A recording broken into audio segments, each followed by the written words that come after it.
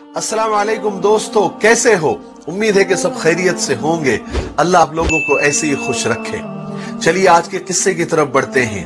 आज का किस्सा बहुत छोटा, मुख्तसर और शॉर्टकट है, लेकिन सबक बहुत बड़ा है। आपको इसको पूरा जरूर सुनना चाहिए।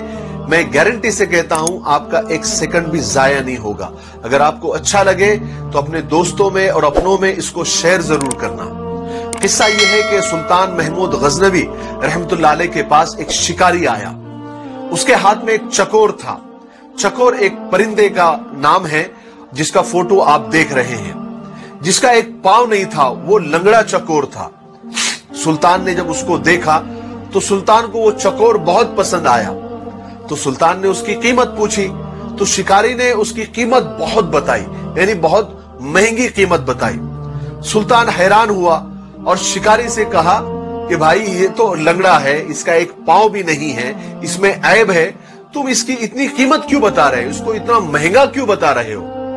तो शिकारी ने जवाब दिया, सुल्तान ये चकोर में एक खास बात है, वो मैं आपको बताता हूं। देखिए सुल्तान, मैं जब भी शिकार पर जाता हूं तो इस चकोर को साथ में लेकर जाता हूं और इसको जाल से बांध देता हूं। और ये चकोर अजीब अजीब आवाजें निकालता है, कभी रोने की आवाज, कभी हंसने की आवाज, कभी गम की आवाज, कभी दर्द भरे आवाज।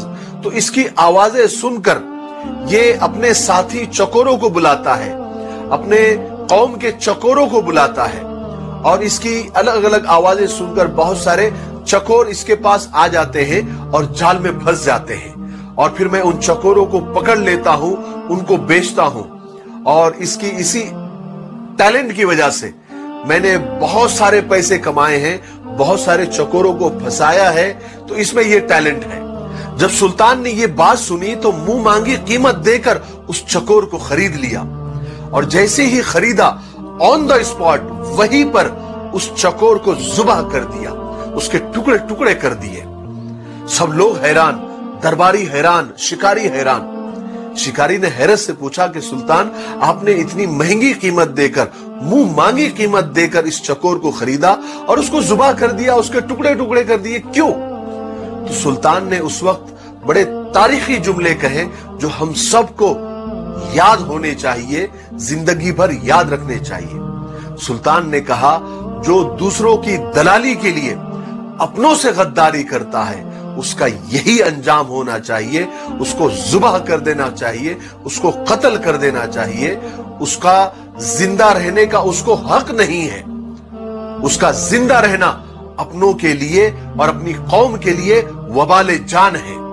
बेशक हमारे अंदर, हमारी कौम के अंदर, हमारे खानदान के अंदर ऐसे कुछ दलाल होते हैं जो होते तो अपने हैं मगर दलाली दूसरों की करते हैं, दलाली दुश्मनों की करते हैं, दलाली गैरों की करते हैं और अपने ही कौम को और अपने ही खानदान के लोगों को दुश्मनों के हाथ फंसवा देते हैं, दुश्मनों के हाथ बिकवा देते हैं। मुझे इसी बात पर इकबाल अशर साहब के कुछ अशार याद आ गए। वो फरमाते हैं कि सिमट के रह गए माजी के दास्तानों तक, हुदूद जात से आगे निकलने वाले लोग। सितम तो ये है कि हमारी सफों में शामिल है, चिराग बुझते ही खीमा बदलने वाले लोग। हमारे दौर का फिरौन डूबता ही नहीं, हमारे दौर का फिरौन डूबता ही नहीं, कहां गए पानी पर चलने वाले लोग। अल्लाह हमारी कौम के दलालों से और हमारे खानदान के दलालों से हम सब की हिफाजत फरमाए। मुझे दुआओं में याद रखें। अस्सलाम वालेकुम।